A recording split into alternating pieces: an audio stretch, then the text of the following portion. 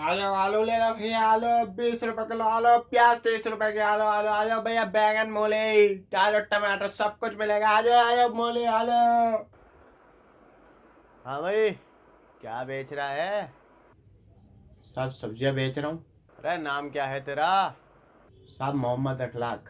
बस तुम लोगों ने फैला रखा है पूरे भारत में कोरोना। साले सब्जियों में भी लगा के बेच रहे हो अब। ओए, कोई सब्जी नहीं खरीदेगा। तू मोहल्ले में मत आजियो आज के बाद। अरे नहीं नहीं साहब, हम तो सब्जियां बेचते हैं साहब। बस हमें हमारा इनसे कोई लेना देना नहीं है साहब। हमारा काम से सब्जियां बेचना है साहब। चल आओ, चल यहाँ से, चल चल चल चल, ठीक है साहब, ठीक।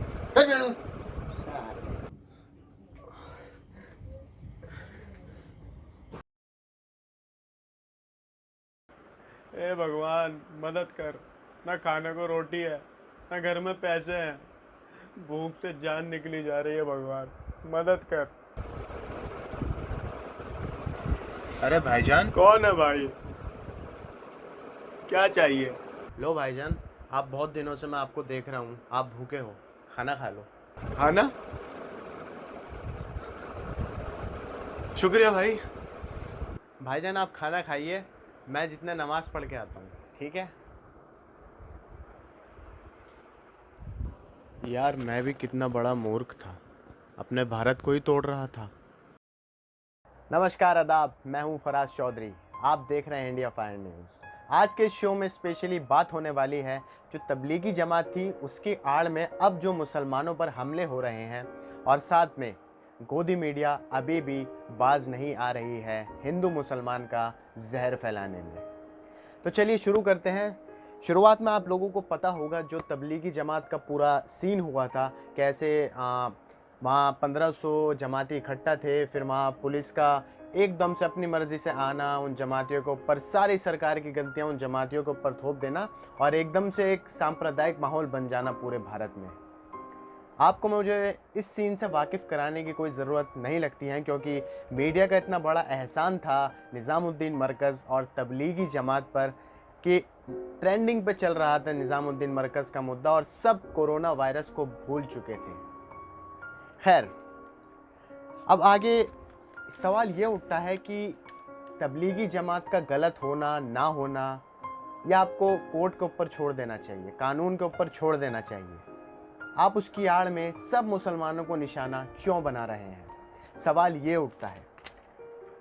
कई जगह की वीडियो मेरे पास आई हैं, और आज मैं आपके साथ दो ऐसे वीडियो शेयर भी करने वाला हूँ जिनमें आपको दिखेगा कि कैसे लोगों ने मुसलमानों को निशाना बनाया है, चाहे फिर वो मजदूर हो, सब्जी बेचने वाले हों, कुछ भी काम करने वाले हों, उनको निशाना बनाया गया है। आप ये पहली वीडियो देखिए।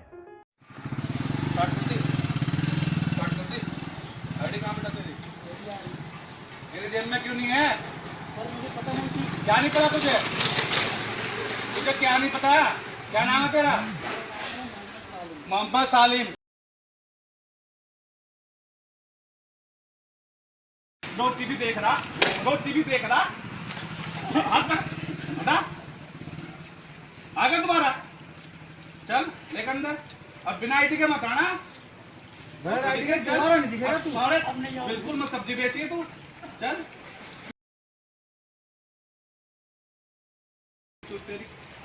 दोबारा बगैर आईडी का दिक्कत देख रही है तू। तो देखा आपने कैसे इस शख्स ने पहले उस सब्जी वाले से उसका नाम पूछा, और फिर उसे धमकी देकर उसकी पिटाई भी करी कि आज के बाद इस मोहल्ले में मत आइयो। अब सबसे बड़ा सवाल, इन लोगों को ताकत किसने दी? क्या इन लोगों को हक है कि ये पूरा लॉ एंड ऑर्डर अपने हाथ में ले ले, या जिसको चाहेंगे उसको मार देंगे? और एक और अहम सवाल ये है कि मान लीजिए अगर आपके इलाके में सील लग जाती है, प्रॉपर सील लग जाती है, ना कोई आएगा ना कोई जाएगा, वहाँ पर सब्जी वाले सब्जी बेचने आते हैं, आपके घर में सब्जियाँ भी नहीं हैं, और वो सब्जी वाला मुसलमान निकलता है, तो क्या आप सब्जी लेंगे? आपके घर में एक भी सब्जी नहीं है, आप भूखे हैं, घर में कुछ बनाने को नहीं है, और वो सब्जी वाला मुसलमान है, तो क्या आप उससे सब्जियां खरीदेंगे? आप मुझे जवाब दीजिए। या जब भी उसे ऐसे ही मार के आप अपने मोहल्ले से निकाल देंगे? और सबसे ताज्जुब की बात दोस्तों ये है कि बाकायदा आईडी चेक हो रही है, आधार कार्ड चेक हो रहे हैं सब्जी वालों के भी। मतलब हद हो चुकी है, जब किसी मोहल्ले में वो बेचारे सब्जी बेचने जा रहे हैं, कुछ कमाने जा रहे हैं अपने परिवार को पालने के लिए, तो वो अपने साथ आधार कार्ड रखेंगे और उनको बाकायदा आधार कार्ड दिखाएंगे। अब जो आधार कार्ड देखने वाले हैं उनसे पूछने वाले हैं, आप लोग कौन हैं? क्या आप पुलिस हैं? क्या आप मिनिस्ट्री में काम करते हैं जो आपको ये हक है कि आप किसी का भी आधार कार्ड चेक कर सकते हैं? सवाल ये उठता है। अब आते हैं दूसरी वीडियो पर। यह वीडियो कर्नाटक की है दोस्तों, आप पहले इस पर नजर डालिए।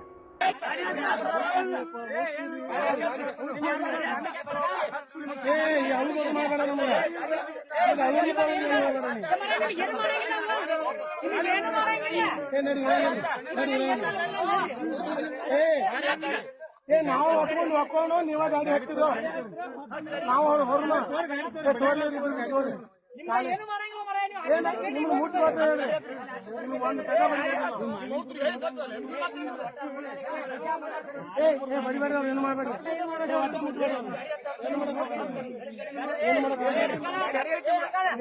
ಜಗತ್ತು ಹೋಗ್ಕೋತ ನಿಮ್ಗ ಜಗತ್ತು ಹೋಗ್ಕೊಂಡು ಗೊತ್ತಾಗಲ್ಲ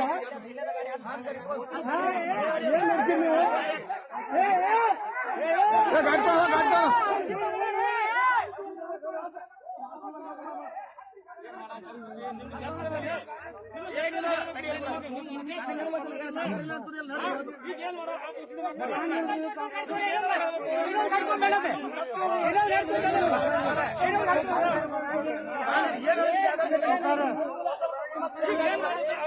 तो दोस्तों देखा आपने कि इस वीडियो में भी कैसे 3 मुसलमानों को भीड़ ने घेर लिया और उनसे कुछ बातें भी करी जो मुझे समझ नहीं आई क्योंकि वो कन्नड़ भाषा में थी, पर उनके हाथों में डंडे देखकर लग रहा था कि उन्होंने उन्हें मारा भी होगा।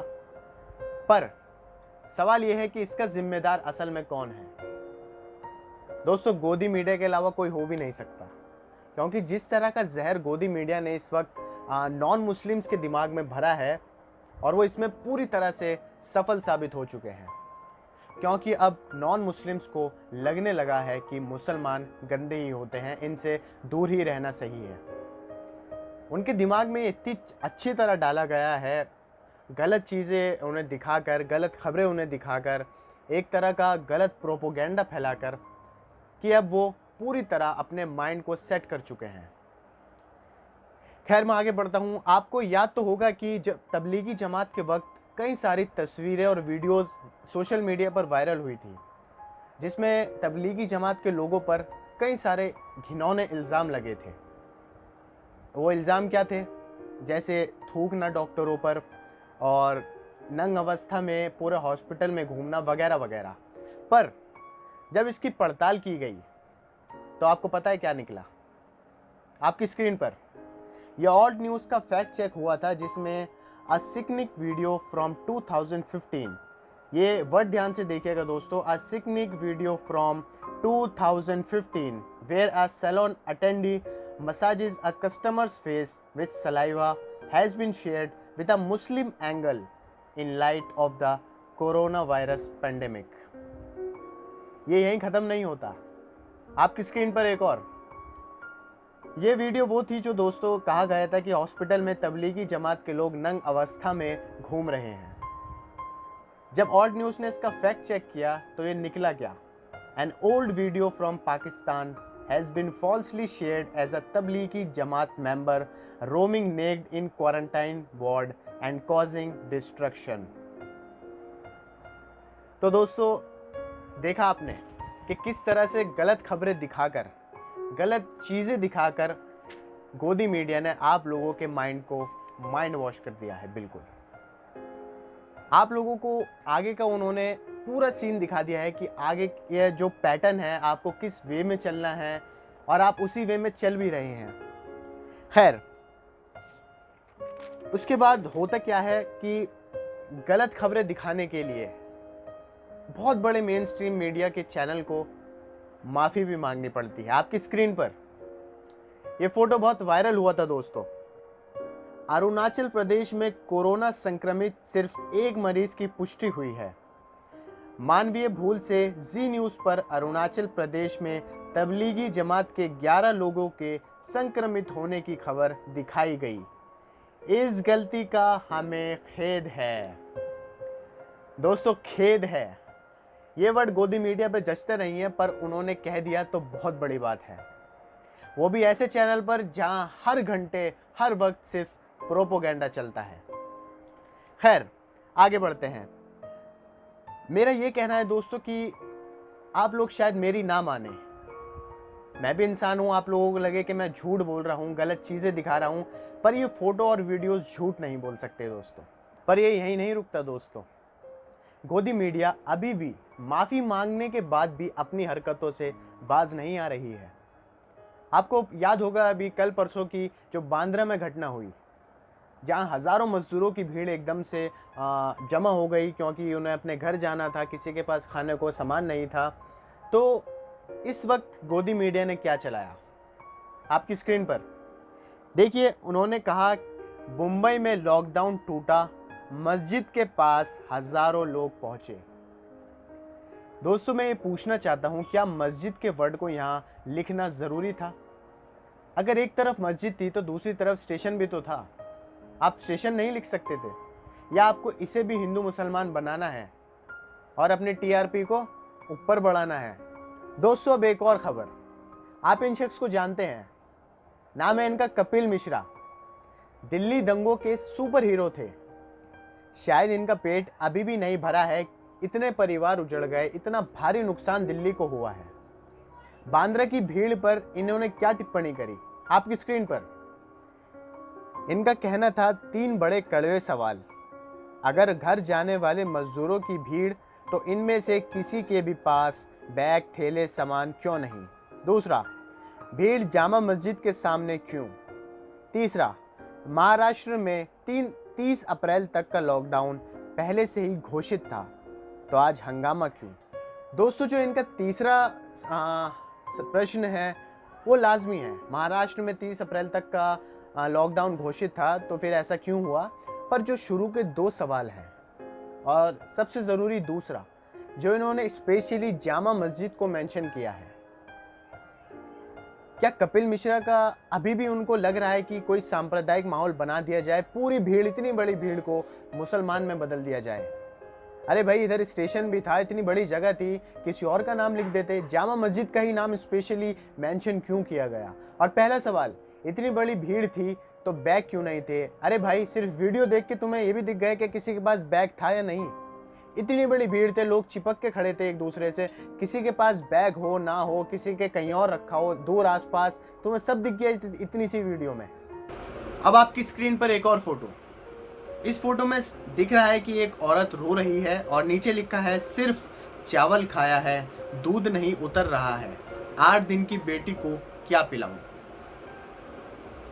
दोस्तों, 8 दिन की बच्ची कितनी बड़ी होती है, और 8 दिन की बच्ची को एक माँ के दूध से ज़्यादा पौष्टिक चीज़ इस दुनिया में कुछ नहीं मिल सकती।